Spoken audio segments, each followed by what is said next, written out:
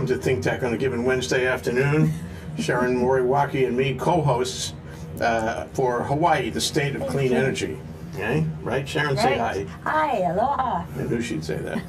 Okay, and today we have a special guest. We have Sasha Fesharaki of Fax Global Energy, which is like an energy think tank.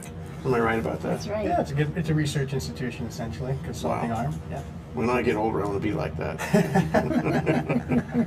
Okay, we have Keith Block also for the Negawatt Moment. He's from Hawaii Energy, and he has some high tech for us today. So let's begin with you, Keith. Okay, well, like you said, I have a high-tech solution for you today. You know all those hotel rooms in Waikiki? Kind of plenty of them, right?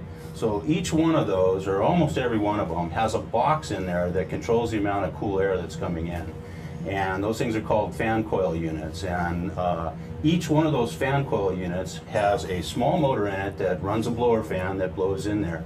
And you can control that so that each customer can control just the right amount of cool air coming into their room. They can have it whatever temperature they want. But most of those, or almost all of them, are old-fashioned what they call shade pole motors. And that's where a brush rides on the shaft of the motor that changes the polarity of the electricity running through the motor to keep it chasing that magnetic field and keep the motor spinning. You think, nobody knows about this. You think people out there don't understand about brushes and whatnot. Yeah, that's we what all we think. remember from shop. I was hoping everybody would, because then it's real easy to remember what this is. But the new solution is something called a brushless motor, or electrically commutated motor. And that's where, instead of a brush riding on the motor, there's actually nothing physically touching the shaft. There's sensors on there, and then there's a microprocessor that senses exactly where that shaft is at any point in time. And they electronically, with a microprocessor, adjust the polarity of the electricity running through the motor and keeps it going. And the result? The result is, with brushes riding, you've got resistance, you've got friction, you've got heat, and they're also just not very accurate. With a microprocessor, you can be much more accurate at when you're shifting that pole. You can be always right on that torque curve. So not only are they very highly efficient. Very highly efficient. An old shade pole motor is about 45% efficient. The new brushless motors are about 80% efficient. And the beauty with this is, since they're so much efficient, they put out less heat, which the heat is in the air-conditioned, air coming into your room, so they put less heat into the air-conditioned air that you just, oh, sorry. But, You so, take that, Sharon. Yeah, I'm so sorry. That's when you rip it up. Anyhow, we had noticed recently that even though it's a great technology, nobody was doing it. We had a $55 incentive for it last year, and nobody took advantage of it. So we said, well, we got to jigger the market a little bit, make this thing work. So we raised the incentive to $100 this year per motor, and already we've got indications from the vendors. It's a limited time offer, only through January 30th, and then sign contract through January 30th, and then installed before the end of June. And already we've got, people saying about 7,000 motors they think they'll get installed. That's the distributor telling us. So how much does a motor cost? I mean, the raw price of it? The whole installation, it's kind of very labor intensive, because you got to actually climb into the air handler, the fan coil unit, and so the motor is not very expensive at all, but the labor is expensive. So the whole project is about $300 per motor. So our $100 is about a third of the cost. Well, that's a substantial That's contribution, I'd say. And I think, you see the results went from 0 participation last year to, what looks like maybe as much as 7,000 Yeah, this year. well, you really got their attention this time. Yeah, we hope so. So who thought of this? Actually, the motors have been around for a while. But it was me and my boss that said, hey, we've got to get this thing to move, and we were the ones that said we should... 100% increase in That's incentive. Yeah, 100% increase in incentive might have an effect on the market, and it looks like it's been wildly successful. Installing is everywhere. Yeah. And everybody can come in, or just who can come in? Well, mostly, like I said, it's going to be, the small fan coil units that are serving individual hotel rooms. So mostly it's hotel. You can't put it in a house. It's not a house No, thing. because you don't really have that kind of technology Okay. in your house. Hurry up and go to the website Is Go to the is that what they have website, to do? hawaiienergy.com, all Yeah. one word. Yeah. There's the application on there. You can, and also find our contact information on there as well. Give us a call and we'll get you set up. This is great. Those guys keep coming I up know, with these isn't things. it It's great? impressive. Week by week. Fabulous. We are so happy to have you around. Well, thank you. Thanks for inviting me again. Thank you, Keith Block. Okay, we're going to move to our Special guest. guest in chief, Shasha Fesharaki. Shasha, tell us what you do. Sure. We're a consulting company working in the downstream oil and gas business. So what do I mean by downstream? Well, we're not involved in the exploration and production. We're involved more in the kind of marketing on the oil side, the refining, the commercial issues, things of this nature. So we have a number of clients around the world, about 250. 3 of them are in Hawaii. Are you based Wow. here? I am based here. The company was started in Hawaii in 1983, and we have since expanded. So our biggest office is now in Singapore, and we also have offices in London, Dubai, Beijing, Wow. Yokohama, as well as Perth. Perth. Yes, because Perth is actually a huge player in the LNG industry. They're one of the biggest exporters where Australia is, and particularly Western Australia, where Perth is located. So it was a natural place for us to have a few people located, as we have a number of clients sitting in that part of the world. So the front end, you know, as far as your areas of interest are concerned, it'd be LNG. Yeah, that's my special area. Okay. We do look at oil and gas as a company, but my focus within the group for the last 10 years has been on LNG. Okay, how did you get to be where you are? I mean, did you take 27 PhDs in order to do this? No, I was lucky enough to be born to the founder of the company. Why can't I do that? Well, it's funny, Jay, 'cause I never planned on working for him. It was never part of the deal. It was never pushed. But did my MBA here at UH. 9/11 hit. I went, oh gosh, I need a job. So, Dad, can I come and work for you for a little while? And here we are 12 years later. So, Wow. Does he ask you questions all the time? yeah. Try to get advice from you? It's pretty much mostly the other way around. If he needs to find out where the surf is, I can help him. All right, perfect life.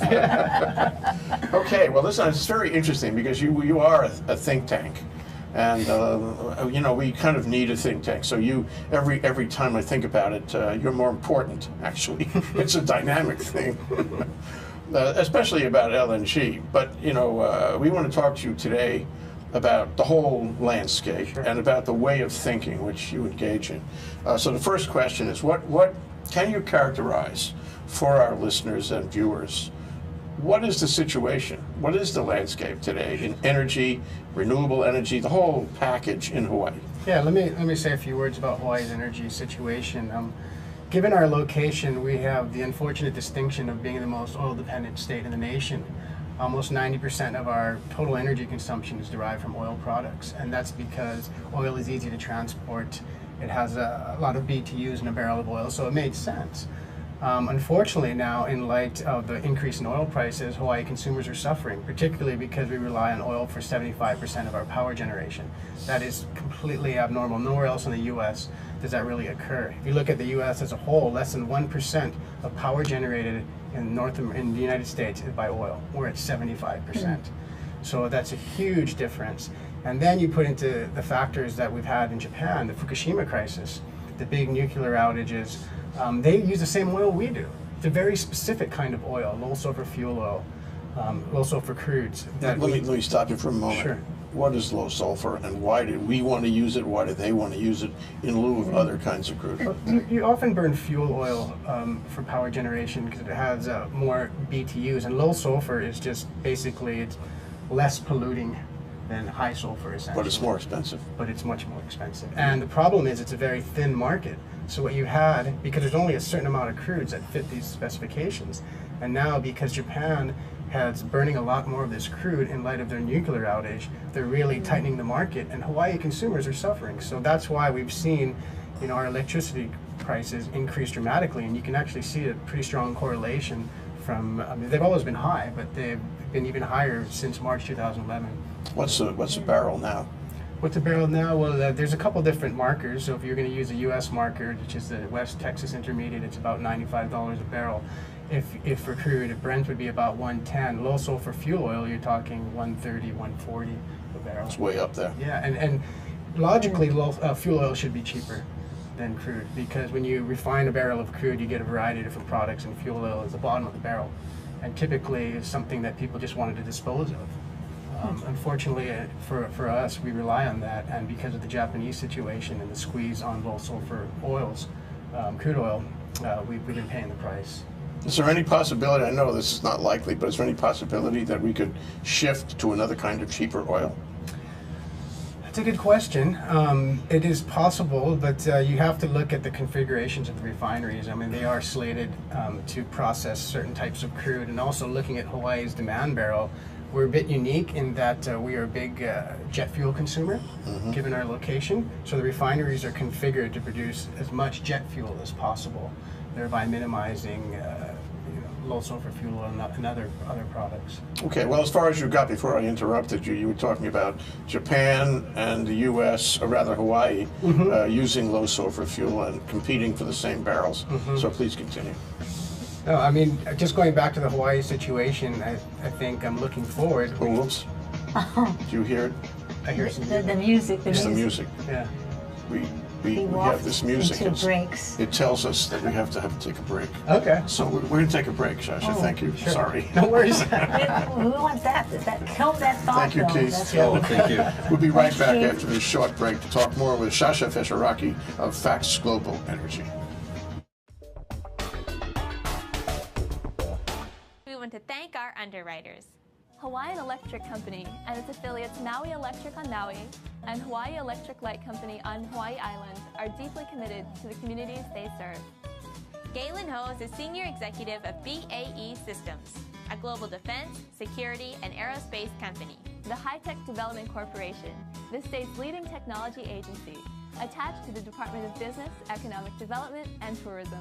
Castle and Cook Hawaii, with a time-honored legacy that spans more than 160 years and revolves around its mission of investing in Hawaii, creating communities, and providing for the needs of our state.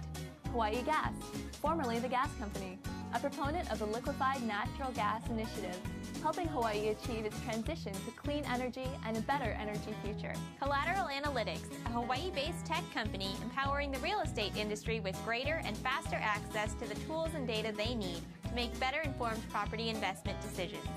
I'm Nicole Horry. Thanks so much for joining us on Think Tech. I'm Maria Kashem. See you next time. Aloha, I'm Jay Fidel of ThinkTech.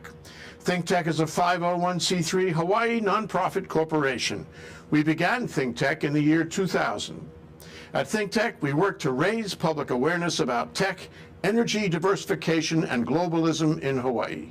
We do 20 live stream talk shows every business day, and we do a weekly TV show on OC16. We pay the bills with donations from our supporters. Won't you help us by making a donation? All you need to do is go to our website, thinktechhawaii.com, and click there on the Donate button. We hope that you like what we do and that you will support us and help us continue to do it. Thanks so much for watching and for helping. I'm Jay Fidel of ThinkTech. Mahalo. Aloha. I'm Nicole Horry for Think Tech. For nearly half a century, the Hawaii Foreign Trade Zone No. 9 has brought the benefits of the Foreign Trade Zone program to Hawaii businesses and entrepreneurs. DBET, the Department of Business, Economic Development, and Tourism, operates Hawaii's Foreign Trade Zone program to encourage international business and economic development. The Foreign Trade Zone's mission is to increase the amount of international trading activity in Hawaii, thereby providing employment opportunities for the residents of our island state. For more information, see ftz9.org. I'm Nicole Horry. Mahalo. Aloha, I'm Maria Kashem of Think Tech Hawaii, and I want to tell you about our Think Tech talk shows. If you didn't know it, Think Tech streams video and audio for all of its shows live on the internet from 2 to 5 p.m. every weekday afternoon, and we replay them all night long on ustream.tv. Visit thinktechhawaii.com for our live stream and YouTube links. Raise your awareness on Think Tech. I'm Maria Kashem, and I'll see you there. Good evening. We're delighted that you've come to us today. We are here for Think Tech Hawaii. Important issues, important people, people who talk too much. It's all right. Back orders. Thank you, Leah Rodriguez of KGU. We're back. We're live. This is Think Tech, Energy Wednesday, Hawaii, the state of energy. My co-host Sharon Moriwaki and our special guest Sasha Fesharaki of Facts Global Energy to talk about energy thinking. So we were talking about the landscape now, and you talked about oil and the price of low sulfur oil. What else what are the other markers of our landscape? Well, I don't know about other markers per se, but I will say this. You know, Hawaii, given our huge dependence, something has to be done. I mean, we cannot continue business as usual. That is 100% certain. So the state has obviously taken big initiatives in doing that through the Hawaii Clean Energy Initiative, and that's definitely a step in the right direction. In my view, and I think most people's views, at least that I speak with, there is no silver bullet. It's not going to be only solar, it's not going to be only wind, it's not going to be only geothermal, it's not going to be only renewables. You need a basket of fuels for really energy security as well as price diversification. So I think we're on the path there, but we still have a ways to go as far as where we're going to end up as far as our ultimate fuel mix is concerned. Okay. I have some questions. Sure. A basket, that's like the basket of currencies in China, What's in the basket? Because you can't have everything in the basket. No. There are certain, dead ducks, Yep. if you excuse my Yep. expression, that should not be in the basket. What is in the basket? What should be in the basket, Fesha? Sure. Well, right now we have in the basket, obviously, we have oil, we have some coal that we're using, we have a huge increase in solar, as we're all aware. We have some wind as well. In my view, if I was king of the world, Well, you are here today with us. You are the king of the world. It's okay. if I was king of the world and there was no roadblocks, I mean, it's pretty clear to me we should be doing a geothermal as a baseload fuel for our power generation, whether it be from the Big Island or the Big Island in Maui and bringing the cables over here, and first backing out as much oil as we can in the power sector, because that is killing the average Joe, that is killing me, that's killing you, that is killing everyone on the streets. And our economy. And our economy, exactly. When we're paying 3 times the price for electricity than the U.S. mainland, that's a problem. I always say that if you have, $6 billion and you drop it all over the economy, everybody's going to feel a lot better. Exactly. You bring up a good point. Our oil bill is about $6 billion a year. Yeah. $6 billion. That is, and I think our GDP is around $60 billion. So that's a significant crimp. So I would back out all of the oil in the power sector, presumably, hopefully, with something like geothermal. I hate to do a digression on you, but you haven't mentioned the transportation sector. Yeah, we got to get What to about that. that? Would you back that out too? Well, that is a tough nut to crack. That is the problem. Oil can easily be backed. There's a lot of competing fuels in the power sector, as we mentioned: wind, geothermal, solar, natural gas, hydro, whatever it may be. The transport sector is still an area that is completely dominated by fossil fuels, particularly oil. Did you see the article in the paper about how Hawaii is buying more cars than other places? Yeah. Our economy is like a little stale, but we're buying more cars than other places. And guess what? Those cars are actually gas-guzzling That's right. fossil fuel They're not cars. that- Sorry. Well, there's a little bit of increase in the hybrids, but not, like the SUVs are still up there. I mean, in the future, if we can, the end goal is obviously some kind of car driven by a fuel cell, where you can get the hydrogen from water, but that is way down the road. What you're There's seeing, another piece that came out in the paper. Ooh, we got a lot of things in the mix here now. Just a couple days ago, for the proposition that there's an American or maybe it's Nissan. Somebody is going to really manufacture a hydrogen car. To me, I think this is very important. I'm interested in your view of that. So that could change the transportation picture. yeah, Well, sure, it's way certainly. down the road, though, isn't it? Yeah, no, I mean, that's something that is likely to come down the road, as you mentioned, but the problem is the infrastructure to service that. We're not obviously there yet. But let me go back to another competing fuel is natural gas in the transport sector. You're seeing an explosion right now in the U.S. mainland. You don't mean that literally. no, I don't mean that literally. I wonder if I didn't catch that piece of news. Was anybody We're killed? seeing a surge in natural gas vehicles for transport. particularly amongst heavy-duty fleet vehicles and mass transit vehicles. You're getting all these, whether it be compressed natural gas or LNG itself can actually be used in these vehicles. So you're seeing a number of stations, companies such as Clean Energy out of California, building what they call a natural gas highway, essentially. So you're able to, if you're trucking from, say, the East Coast to the West Coast, you'll be able to fuel up. So we're seeing that, and we're seeing that actually affect a bit gasoline demand in the United States. Now, there's not a huge penetration, and we don't expect penetration to get, maybe more than 5–10%, but it's a step in the right direction. Okay, back to your Energy. primary view of it, which was let's use geothermal, let's have an undersea cable, and make that, we'll pull all the oil out of the system that we can, and then use that as the main, are you saying the main supply of energy through geothermal? For power generation, correct. Right. And then I could still see a role for natural gas. Maybe not necessarily for power, but for Hawaii Gas's utility gas customers, they could certainly supply them instead of this very ridiculously expensive synthetic natural gas, which for those who are not aware is derived from naphtha, which is part of an oil barrel. So essentially you're cracking oil and then you're getting that naphtha and you're cracking that and making synthetic natural gas, and it can be 5 times, 10 times more expensive than what we could land natural gas in Hawaii for. Natural gas would do the same job in the same devices. Correct. You wouldn't have to convert anything. No. That's great. So basically, you can fill the utility gas sector, and you could see a role for natural gas also in the transport sector, perhaps in Hawaii. Maybe amongst the buses, maybe amongst the dump trucks. A lot of the dump trucks being ordered in the West Coast municipalities are all being driven now by LNG or natural gas, and it's of course being driven by the economics.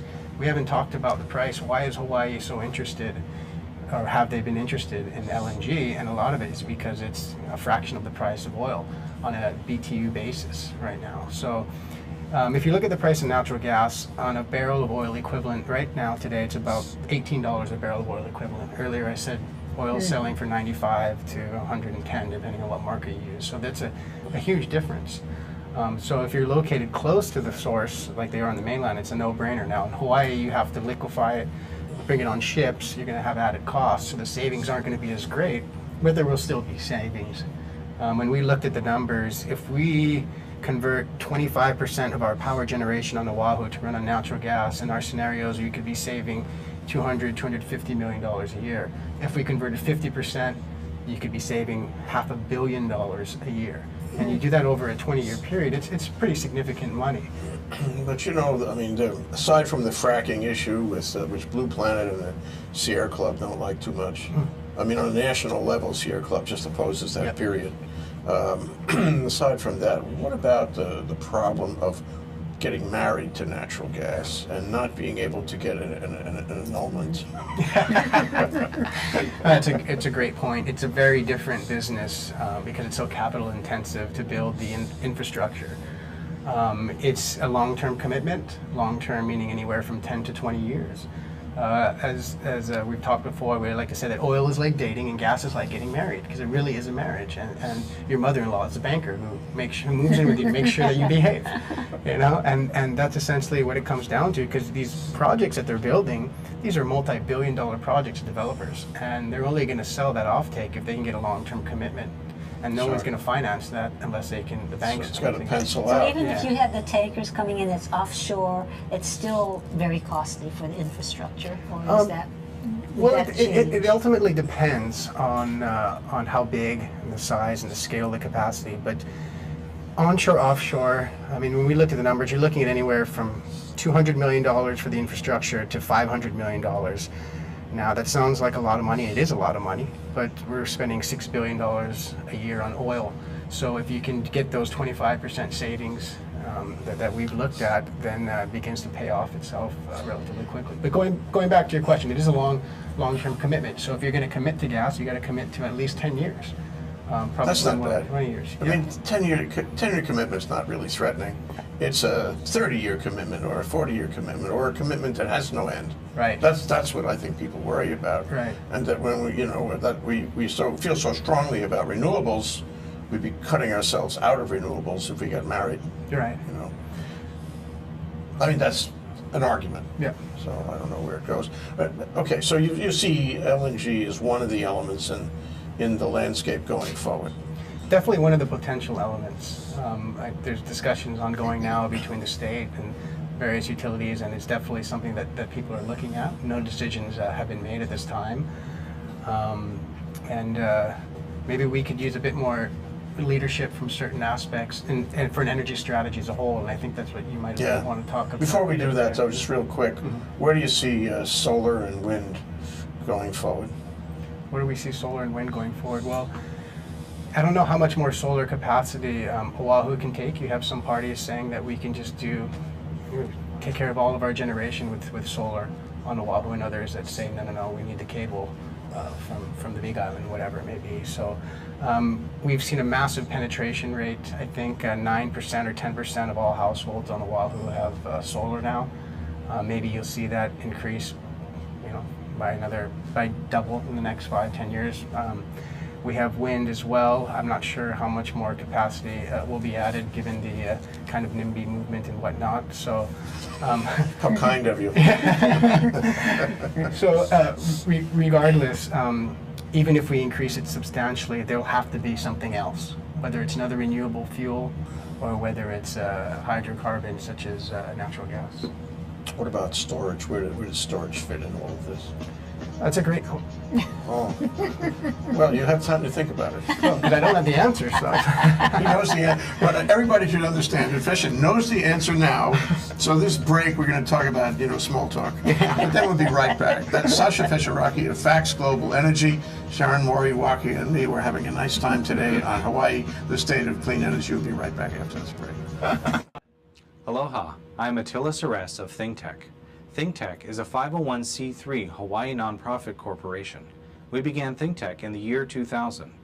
At ThinkTech, we work to raise public awareness about tech, energy, diversification, and globalism in Hawaii. We do 20 live stream talk shows every business day, and we do a weekly TV show on OC16.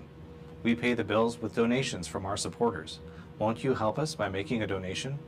All you need to do is go to our website, thinktechhawaii.com, and click on the donate button. We hope that you like what we do and that you will support us and help us continue to do it. Thanks so much for watching and for helping. I'm Attila Seres of ThinkTech. Mahalo. Aloha, I'm Jay Fidel. This is ThinkTech Hawaii, broadcasting live from the Pioneer Plaza in downtown Honolulu. We raise public awareness about tech, energy, and globalism in Hawaii. Technology is critical to our state. A vibrant tech sector will give us new prospects in the global marketplace and will offer great careers and make our economy more resilient. Streaming live on Ustream and Spreaker, ThinkTech allows its hosts and guests invaluable opportunities to report important events and discuss important questions, and to be heard here in Hawaii and around the world. You can find links to our live streams on thinktechhawaii.com or on our mobile website, m.thinktechhawaii.com. And you can see our archive on YouTube. It's all just a click away. We want to do whatever we can to keep Hawaii relevant, connected, and thriving in the complexity of the 21st century. We hope you will help us in those efforts. Tune in today. This is ThinkTech. I'm Jay Fidel. Mahalo.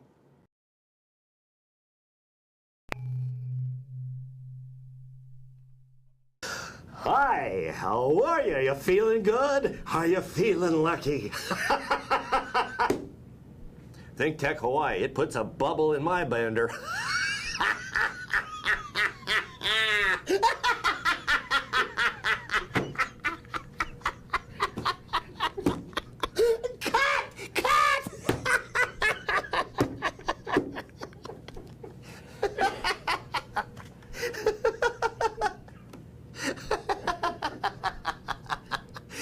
If you don't feel good, that's your fault.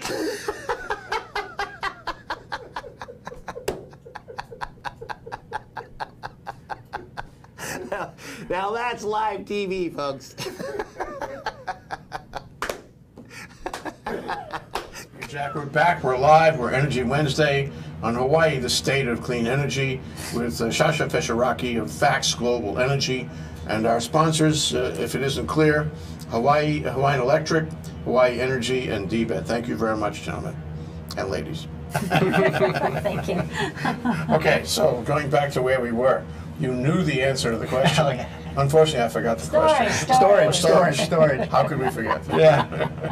No, I mean, look, I'm an economist. I'm not an engineer, so I'm not going to pretend that I know all the ins and outs of storage. But it's a critical technology, particularly when you're talking about intermittent renewable sources such as solar and wind.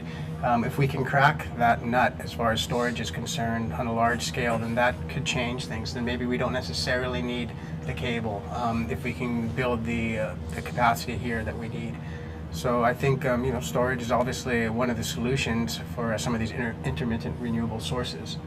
I'd like to get an email newsletter every morning on the status of research and development in storage.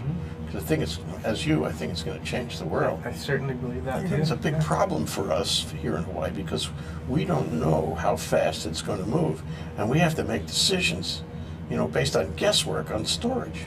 If only somebody could tell us. Okay, which I guess takes me to another question. I mean, that is, how do we integrate all these pieces into an appropriate plan? Because right now, a lot of people say, and I think they're right, we don't have an integrated plan. We have the IRP, but we don't know if that's going to be the plan or not. How do we get together on this from your experience? Yeah, I mean, you need strong leadership. I mean, that is one of the things that one could say is missing to really bring together all the different parties who have various vested interests in their own particular fields. So leadership is something that we, as a state, as citizens, could do better at. Whether it comes from the energy office here, who's done a good job, or the governor, or the legislature themselves. But someone needs to be in the middle of this and driving policy. I'm not saying we go down the road of somewhere like China, where the government says this is our 5-year plan, we're doing this, here it is, and take it. Of course, but there is a certain seduction about that. There is, actually, Jay. There is. Sometimes dictators aren't such a bad thing. To get things done. But yeah, I mean, this is one of the biggest roadblocks I've seen in the state of Hawaii. Is the lack of leadership, and I think we're seeing that get better and better. DBET is doing a better job now, but I think we still have a ways to go. Do you think this is going to be I put this question to you too, Sharon. Do you think this is going to be a campaign issue? It should be. I think it should be. It's critical. It's a driving force. I absolutely agree. I mean, how come it's not on the forefront of the majority of people's minds? I mean, you hear, whether it be train or same-sex marriage or whatever it may be, these are important issues as well, but not necessarily, not all of it affects everyone. This affects every single person in this state, the energy. So it is highly critical, and it's something that the public needs to be educated on and the public needs to be involved with. And I don't think it's on people's radars. Maybe people are just used to paying, $250 a month for their power bill, and they just think that's the way it is. But it doesn't have to be that way. Oh, you are so right about that. But how do you put it on the top of the priorities list? Not only for the public, but for the legislature, for everyone. Say, I can give you a sustainable economy. I can give you a better life every day. I can change everything here. Make us a guaranteed 21st century state. All you got to do is put it on the top of the list. Well, I think forums like the Hawaii Energy Policy Forum that Sharon's heavily involved with is definitely a step in the right direction. I mean, again, educating people is important. It's the first step you have to take, and not necessarily everyone understands the situation, unfortunately. Well, I wanted to get to, we have much to discuss, but I wanted to get to, your scientific thinking, your, data gathering, analysis, and coming to, quality conclusions. How do you do that in Fax Global Energy? What's the process like on a daily basis? Okay, well, we do a lot of mid to long-term forecasting, so we work a lot with government agencies or our clients in various parts of the world, and get some information, historical information, and then we basically model the future. We're looking at interfuel substitution, particularly how oil competes with other fuels such as natural gas or wind or hydro. We look at the company's or the country's energy policy because, believe it or not, and the U.S. doesn't have an energy policy, but other parts of the world do. And while some of them may be rather ambitious, we make some conclusions on what we think is real and what is not. And we also go to every single one of these countries and actually talk to the people. So I mentioned earlier, we have 250 clients. We go to every single one's office and visit them at least once a year. And we're able to develop deep insights that you can't read in a trade publication or on the internet, that you can see when you're dealing with someone face to face. They might not answer the question, but you can read their body language. So it's really important to really be there face to face. In a conversation with them. Yeah, exactly. And it's a two-way conversation, It's a two-way. I expect. It You're is. getting data, but you're also giving your preliminary conclusion. Exactly, and to be frank, we often learn more from them than they do from us. Yeah. You know, so Yeah. it's a two-way street. Well, I think communication So these is the countries mother. where you say there's good leadership that has moved the country forward, I mean, what are some of those models, or what kinds of, because they were obviously in our position way back when, and now have moved into more enlightened, I guess, strategies. What can you see lessons learned from other places that might help us if we strategize? That's a good question. You know, a lot of these other countries have renewables or their own energy sources, so they have a lot more options. Hawaii is just so isolated that it's very, very challenging. You look at somewhere like Japan, maybe they would fall into a similar category than we do. But they have, for example, the Ministry of Energy, Trade and Economy, who really drives energy policy. And they formulate the rules and regulations and basically take some input from their parliament and move forward. And that is something that we really lack and don't have. And as far as that Japan is concerned, that those are real policies that people have to follow. You're not going to be able to scoot around them. So it's done collectively with the lawmakers and with the ministry, and they move forward from that. Okay, so you're getting facts, data from, I guess, the internet and your special sources. You must have special sources in terms of spreadsheets and all this. You're analyzing the data with some kind of analytical tools in order to, sort of process it and come out with your own interpretation of that data. Correct. And then from there, you have to get to conclusions and recommendations. How do you do that? Is it in the middle of the night with lots of coffee? I mean, how does that work? Well, it really depends on what particular piece we're working on. But we have a brainstorming sessions amongst ourselves often. I mean, it's not always, try not to work in silos. Again, going back to the communication thing, it's inherently important within an organization itself.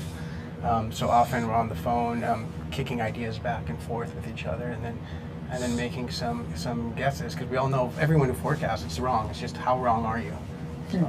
See, that's important, actually. Yeah. So whenever you see a report, you have to take it with a grain of Yeah, salt. certainly. And try to examine the credibility of the organization, look at the process by which they reached the conclusion, look at the data they used, and then sort of make a calculated guess as to where it fits in the world of reports. Exactly, because there's a lot of stuff out there. Yeah, a lot of stuff out there.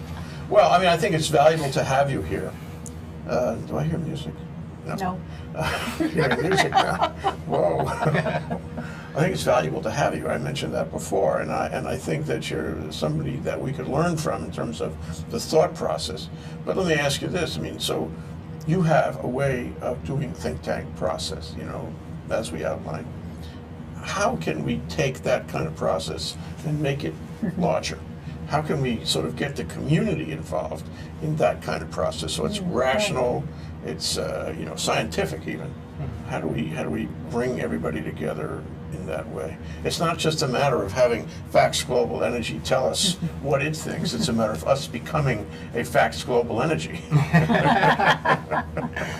Well, I mean, you have to have everyone involved, all the various stakeholders, and as I mentioned, the policy forum is one way of doing that.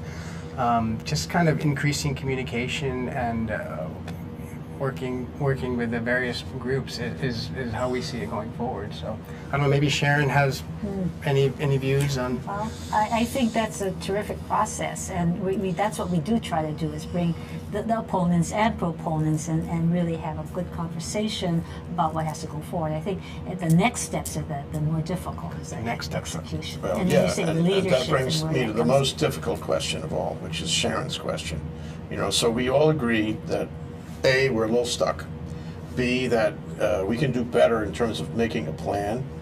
We have the tools, but we're not together about it, so we need to get together about it and raise the level of communication and collective thinking and all that. The hard question is, what are the barriers exactly that we have to overcome in order to get together in the crab pot, the Alamiki pot, if you will? Well, you have a variety of people with a variety of vested interests who are looking to push their particular fuel or technology or whatever it may be, and not necessarily always in the best interest of the state. So, you know, whether it be an NGO or a institution that is not associated with any of these developers, you really have to have someone here kind of speak from an independent standpoint and really try and bring everything together. And that's leadership. That's leadership. So the leader people have to be at the level of the common good. They should not be self-interested. They should be academics or whatever, interested in the common good. And then when you have that, everything else will follow, I think. I mean, do we appoint a kind of task force who really whose focus is this particular mission?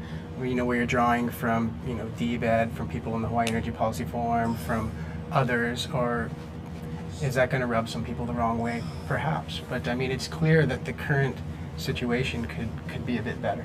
Yeah. Well, you know, I extend one thought. You talked about self-interest, and I think that really is a problem. People should be able to, you know, distance themselves from self-interest and do what the forum has always suggested. But the other part is Kuleana. And when we come back from this break, can we examine that as a factor, a challenge in reaching nirvana, which we're going to do here later.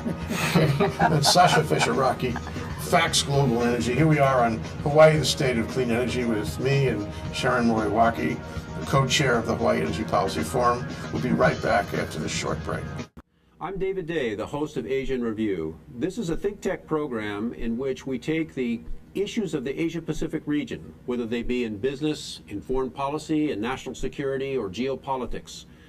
And we take those issues and we try to probe down in some real depth. Maybe it's not always politically correct, but we get to the truth. We do things that the regular media can't do. And the reason that we can do those things is because we here at ThinkTech have the contacts, we have the network, and we can take the time and explore the issues in depth. Tune in every Thursday at 4 p.m.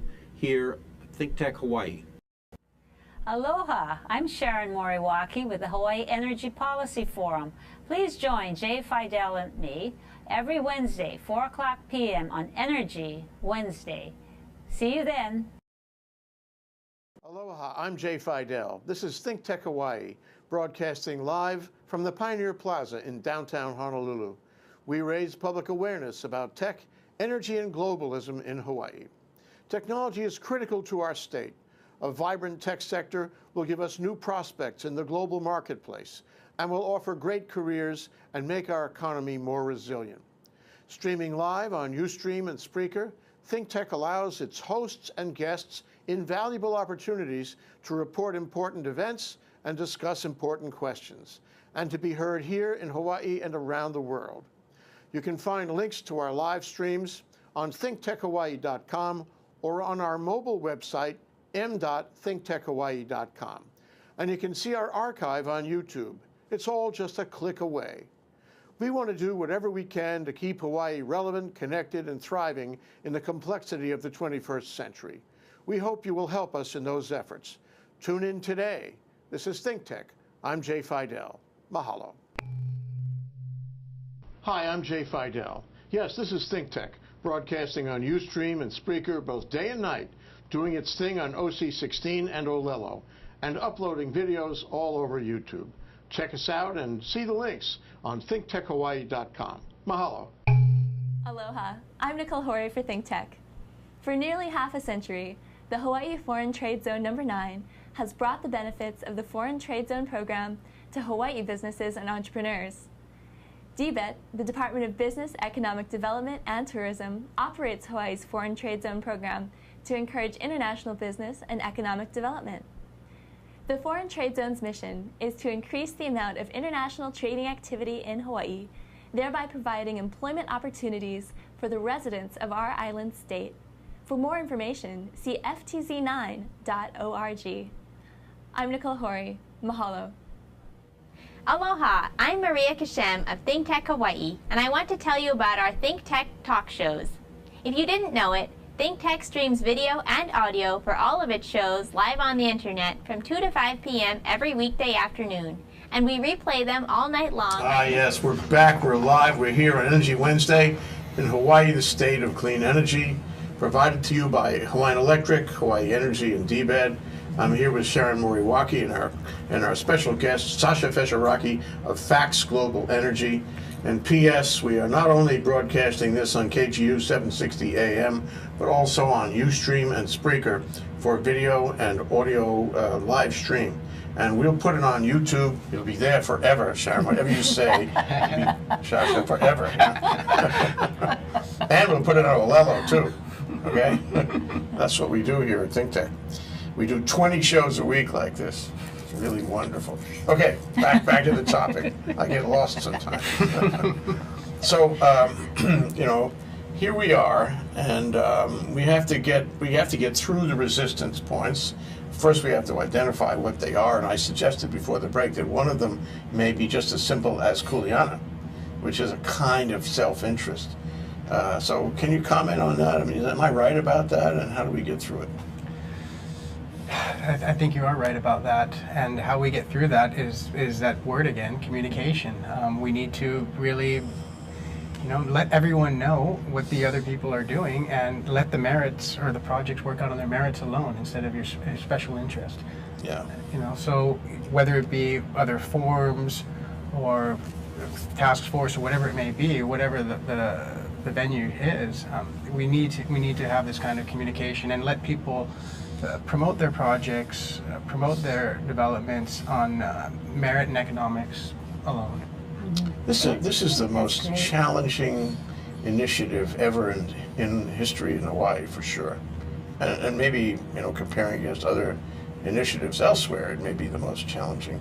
We are transforming our economy, our way of life, what we do every day. We're transforming large capital concentrations in our various sectors. My goodness gracious, everything, it's all getting transformed. How can you do that at random?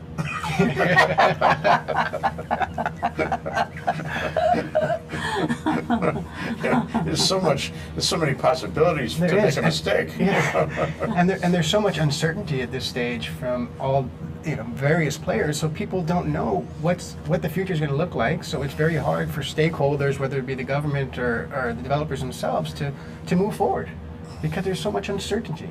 Is there going to be a cable? If so, when?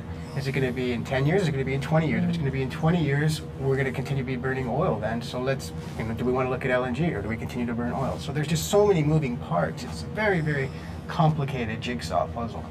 Yeah, so, you know, So help us out. What can we do? What can we do, like small steps, and the vision beyond? How do we orchestrate ourselves to get the public much more aware, but also moving ahead, because there's so many interests. What step do you take tomorrow morning, Sasha? Brush his teeth. First, you wake up alive. That's the first thing. No, seriously, we'd like to know. Well, you know, what can we do? It's a great question, and you know, I hate to keep harping on the same kind of thing, but we need to basically communicate. We need to have a dialogue, a constructive, real dialogue on merits and economics, and we need to have some leadership. Whether it's coming directly from the governor's office or whether it's coming directly from DBED, we need something solid, a path to follow, and we're not there yet. Now the renewable energy standards, that is a path to follow. It's now law as part of the EPS, so we know that we have to have 40% by whatever it may be, in 2035. So you know, that thing makes things a bit more clear, but we don't know what renewables are going to be in there. You look at we don't know even how we got those numbers. It was like, let's see, where should we pin the tail on the donkey here? tail wagging the dog. Yeah, so, and that creates a lot of uncertainty for, you know, for example, the refineries. We saw the report in the Advertiser this morning. The task force had released some of the results, and from the study they'd done by, I think it was IFC in DC, and the challenge for the refiners is the exact same thing. They don't know what the market's going to be in 10 or 15 years. If all their need for the low sulfur fuel oil that they produce is no longer needed, then it's not necessarily that they can continue to operate, because one of the refiners in particular is manufacturing it just for HECO essentially. So perhaps one of them will have to close, perhaps both of them will close, which, you know, you'll lose some jobs, but maybe it's not necessarily, in some people's eyes, a bad thing. You can still get oil products from imports, so there are ways around that. Does it cost more if you don't have refineries locally? Not necessarily. A lot of we do have Aloha imports oil, so whether the imported oil products, the local oil is sold around the same price, because you can always have the option of bringing it on the outside, so you can't be too far off market. There are some people concerned that if the refineries close, there's an energy security issue, you know, in case of war or whatnot. You know, will ships be able to come here? But that, in our view, is not a necessarily huge concern in our view, because we still believe we'll be able to get the product on island. You'll have storage and whatnot as well. Well, let me fast forward to the future, because we have about 3 minutes left. And that is, you know, what do you see? What does Fax Global Energy see in the future? Do you have a vision of it, say 10, 20 years from now in Hawaii? What is it going to look like? This is really a hard question, but I mean, a model as you would wish it, If everything goes swell, what's it going to look like? Well, I could certainly see a scenario where if the geothermal comes in, then we push out all the oil in the power generation sector, which would be significant. Then, however, one of the refineries, maybe both, will have to close. Again, you could still import oil products, so oil used for transport and stuff will still be available. You could also see something like natural gas coming in. One of the reasons why people like natural gas as well, it's a better load following for power generation. But also, if we don't need it for power, we can use it for the utility gas sector, Hawaii Gas's consumers, as well as perhaps the transport sector. Now, is geothermal going to be here in 10 years? That's a big question. If it's not, we're going to continue status quo. Status quo is not acceptable. So we're going to have to look at various alternatives. If the geothermal is not here in 20 years, that's, you know, double the status quo essentially from 10 years. It'll all be in some kind of stasis. That's not so good. No. So I think really, to me, what's going to happen with geothermal is the key to really shaping Hawaii's energy policy, because that, to me, is a no-brainer, particularly for the power sector. It's you can get it here relatively cheap. I mean, I've seen numbers thrown around, maybe 10 cents a kilowatt hour, whatever it may be, which we're paying 35, 36, 37 cents right now. So if you can do that, then we can make it cheaper for the consumer, and we open other options. If we cannot do that, then we should seriously look, in my view, at burning liquefied natural gas in our power sector until the renewables come on stream from geothermal, or until we solve the storage situation from intermittent supply sources. You haven't mentioned anything about nuclear energy, I noticed. Yeah. So that's it? No, nuclear is interesting. Well, you know, it was the flavor for the last, you know, how many years? And then in light of Fukushima, everything has changed. So Japan is no longer, all these ones that were planned for under construction, they're off the table. Germany has kicked out nuclear as well from 2020. They'll be burning more gas. Korea is going along the same route. So while nuclear energy is a cheap and clean source, in light of the potential disasters and what we've seen in Fukushima, it's really not on anyone's radar. You know what's coming back in the world, though? Coal. Coal is making a drastic comeback. So you've seen, even in Europe, consumption's gone up dramatically. In Japan, it's clean coal, processed to be clean. Yes, but it's still got a lot. But it's still got a lot of coal. Yeah, It's got a lot of carbon. But in places like Europe, they have a carbon tax. What does it matter? They just pay the carbon tax and it's still cheaper. Europe's supposed to be really environmentally kind of friendly and conscious, but they're burning a ton of coal. They're actually burning a lot more coal that's being exported from the United States because we're burning more natural gas and we don't need the coal. So that's getting pushed out to places like Europe. Japan is going through a major revolution now with coal as well. So, you know, this is a country that started the Kyoto Protocol, which was really, you know, when they're trying to lower emission standards, not raise it. So it's really been a pretty dynamic shift where you've seen an increase globally in coal consumption at the expense of nuclear. And we haven't even touched climate change. I mean, while we play the fiddle, climate change is changing. Watch the weather. Well, that's Sasha Fischer-Rockie of Facts Global Energy, doing wonderful things. Thank you, Sasha, for coming down. Thank you for having me, Jeff. Thank you for telling us about how you work. Thank you. And Thank you, my Sharon. co-host, Sharon Moriwaki. This is Energy Wednesday, Hawaii, the State of Clean Energy. We'll be back tomorrow at 2 o'clock with Global Connections, and at 4 o'clock with Asia in Review. And we also have a show with 2 law professors at 3 o'clock. Danielle Conboy-Jones and Michelle Evans. We'll be right back then. We'll be back tomorrow.